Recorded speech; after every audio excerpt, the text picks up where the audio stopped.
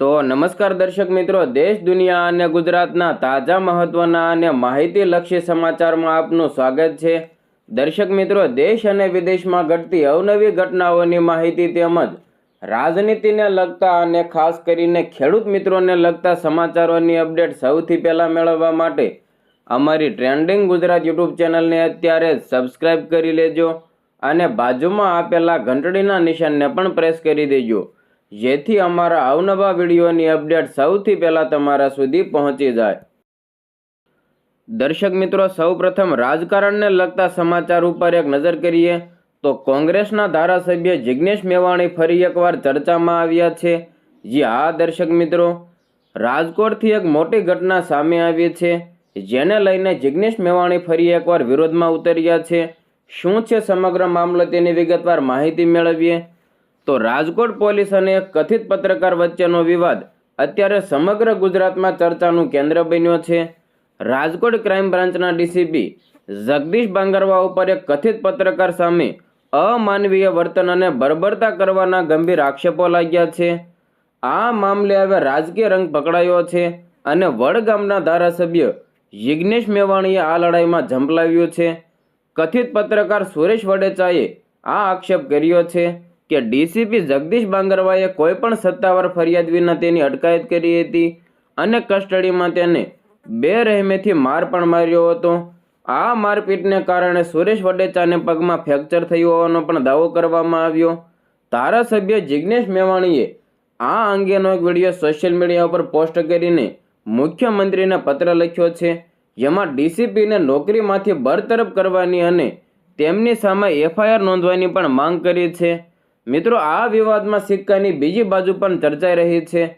સૂત્રોના જણાવ્યા પ્રમાણે સુરેશ વડેચા સામે અગાઉ 2 ગુનાઓ નોંધાયેલા છે। તે અગાઉ પણ અનેક ગુનાહિત પ્રવૃત્તિઓમાં સંડોવાયેલો હોવાનો દાવો કરવામાં આવી રહ્યો છે। રાજકોટના સ્થાનિક લોકોમાં એવો ગણગણાટ છે કે નેતાઓએ કોઈનું સમર્થન કરતા પહેલા તેની પૃષ્ઠભૂમિની તપાસ કરવી જોઈએ।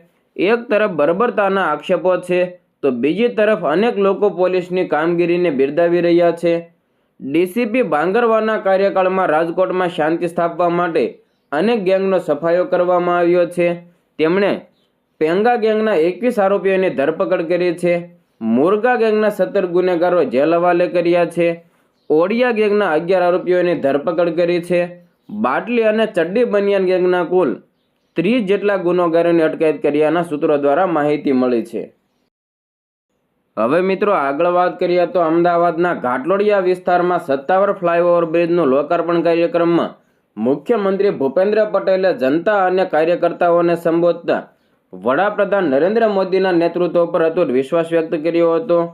મિત્રો, વડાપ્રધાનના મન કી બાત કાર્યક્રમ બાદ આયોજિત આ સંમેલનમાં મુખ્યમંત્રીએ વર્તમાન વૈશ્વિક સ્થિતિ અને દેશની મજબૂત ઇકોનોમી ઉપર ભાર મૂક્યો હતો। પેટ્રોલ અને ડીઝલ મુદ્દે સર્જાયેલી અફવાઓ પર પ્રહારો કરતા સીએમ ભૂપેન્દ્ર પટેલે જણાવ્યું કે હમણાં 2 દિવસ પહેલા એવો માહોલ સર્જાયો હતો કે લોકોએ 2 દિવસ સુધી લાઈનો લગાવી હતી, પરંતુ બાદમાં સૌને સમજાયું કે પેટ્રોલની કોઈ અછત નથી। આ બધું જ પીએમ મોદીને કારણે શક્ય બન્યું છે। જનતાને ખબર છે કે જ્યાં સુધી મોદી બેઠા છે ત્યાં સુધી કોઈ ચિંતા કરવાની જરૂર નથી। મુખ્યમંત્રી ભૂપેન્દ્ર પટેલે વધુમાં જણાવ્યું કે આજે દુનિયાના મોટા દેશો પણ આર્થિક અને સામાજિક સ્થિતિ સામે લડતા થાકી ગયા છે, પરંતુ ભારતમાં સ્થિતિ અલગ છે। આજે અહીં બેઠેલા લોકોના ચહેરા ઉપર તણાવ જરાય દેખાતો નથી, કારણ કે તેમને વડાપ્રધાન નરેન્દ્ર મોદીના નેતૃત્વ ઉપર અતૂટ વિશ્વાસ છે। મિત્રો, તેમણે એમ પણ કહ્યું કે પીએમ મોદીએ દેશને સતત આગળ લઈ જવાનું કામ કર્યું છે અને કોઈ પણ રાજ્યને તકલીફ ન પડે તેનું પૂરતું ધ્યાન રાખવામાં આવ્યું છે। ઔપચારિક સંબોધન બાદ મુખ્યમંત્રી એક જ અંદાજમાં જોવા મળ્યા હતા। લોકશાહીમાં કાર્યકર્તાઓનું મહત્વ સમજાવતા ભૂપેન્દ્ર પટેલે ઘાટલોડિયામાં ભાજપના કાર્યકર્તાઓ સાથે બેસીને ટિફિન ભોજન લીધું। આજે ભૂપેન્દ્ર પટેલે કોઈ પણ પ્રકારના પ્રોટોકોલ વગર કાર્યકરોની વચ્ચે જમીન ઉપર બેસીને જમ્યા હતા। મન કી બાત કાર્યક્રમ બાદ આ રીતે સાથે ભોજન લેવાનો હેતુ કાર્યકર્તાઓમાં એકતા અને ઉત્સાહ વધારવાનો હતો। મિત્રો, ભોજન દરમિયાન તેમણે સ્થાનિક પ્રશ્નો અને સંગઠનની કામગીરી અંગે કાર્યકર્તાઓ સાથે સહજ ચર્ચાઓ પણ કરી હતી। મહત્વનું છે કે મુખ્યમંત્રીના આ અંદાજે કાર્યકરોમાં નવો જોમ ભર્યો છે. એક તરફ સરકારના મજબૂત નેતૃત્વના વખાણ તો બીજી તરફ સામાન્ય કાર્યકર સાથે ભોજન લેવાની આ પદ્ધતિ હાલ સોશિયલ મીડિયા ઉપર ચર્ચાનો વિષય બની ગઈ છે.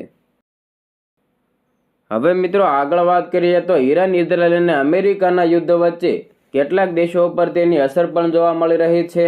ત્યારે તમને જણાવી દઈએ કે છેલ્લા કેટલાક દિવસથી અનેક રાજ્યો અને દેશોમાં લોકડાઉનને લઈને પણ અફવાઓ ઉડી રહી છે. ત્યારે તમને જણાવી દઈએ કે ભારતમાં નહીં પરંતુ ભારતના પાડોશી દેશ પાકિસ્તાનમાં લોકડાઉન જેવી સ્થિતિ જોવા મળી શકે છે. જી હા દર્શક મિત્રો, પાકિસ્તાનમાં તેલ સંકટથી હાહાકાર મચી ગયો છે. શાહબાઝ સરકાર લગાવી શકે છે સ્માર્ટ લોકડાઉન. દુકાનો, હાઈવે બંધ અને લગ્ન ઉપર પણ પ્રતિબંધ લાગી શકે. શું છે સમગ્ર મામલો તેની વિગતે માહિતી મેળવીએ તો ઈરાન યુદ્ધને કારણે આખી દુનિયામાં અત્યારે તેલ અને ગેસનું મોટું સંકટ ઊભું થયું છે, જેની સૌથી વધારે ખરાબ અસર પાકિસ્તાન ઉપર પડી રહી છે. મિત્રો, આ કટોકટીને પહોંચી વળવા માટે પાકિસ્તાનની શાહબાઝ શરીફ સરકારે દેશમાં સ્માર્ટ લોકડાઉન લાગુ કરવાનો એક મોટો અને કર્ણક નિર્ણય લીધો છે. મિત્રો, આગામી 4 થી લઈને 5 એપ્રિલથી શરૂ થનારા આ લોકડાઉનમાં વીકેન્ડ દરમિયાન દુકાનો અને હાઈવે તો બંધ જ રહેશે, પરંતુ સાથે સાથે આ સમયગાળામાં આવતા લગ્નો ઉપર પણ પ્રતિબંધ મૂકી દેવામાં આવ્યો છે. પહેલેથી જ મોંઘવારીમાં પીસાતી પાકિસ્તાનની જનતા માટે આ નવો નિર્ણય પડિયા ઉપર પાટો સમાન બની ગયો છે. મિત્રો, આ સ્માર્ટ લોકડાઉનના નિયમો ખૂબ જ આકરા રાખવામાં આવ્યા છે.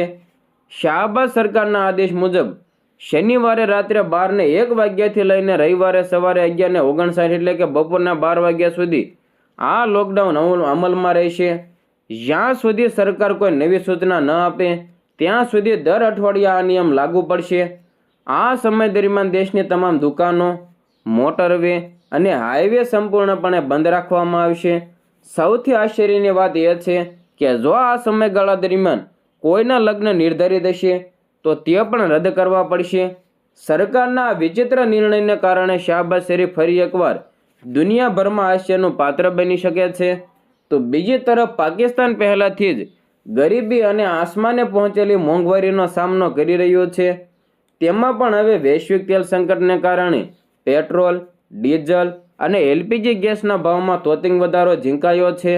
આંકડાઓ ઉપર નજર કરીએ તો પાકિસ્તાનમાં 11.67 કિલોગ્રામના ગેસ સિલિન્ડરનો ભાવ જે અગાઉ 3150 થી 3950 રૂપિયાની આસપાસ હતો, તે હવે 3900 થી લઈને સીધો 5135 રૂપિયા સુધી પહોંચી ગયો છે. આ કમરતોડ મોંઘવારી અને ઈંધણના ભાવ વધારાની સીધી અસર સામાન્ય માણસથી લઈને ટ્રાન્સપોર્ટ સેક્ટર સુધીના સૌ કોઈ ઉપર પડી રહી છે. રિક્ષા, બસ અને મિની બસ જેવા એલપીજી અને ડીઝલથી ચાલતા વાહનોના ભાડામાં પણ રાતોરાત વધારો કરી દેવાયો છે. વાહન વ્યવહાર મોંઘો થવાને કારણે રોજિંદી મુસાફરી કરતા નીચલા અને મધ્યમ વર્ગના લોકોના ખિસ્સા ઉપર મોટો બોજ પડી રહ્યો છે. હાલ તો પાડોશી દેશ પાકિસ્તાન આ ગંભીર ઉર્જા સંકટમાંથી બહાર આવવા માટે હવા ત્યાં મારી રહ્યું છે.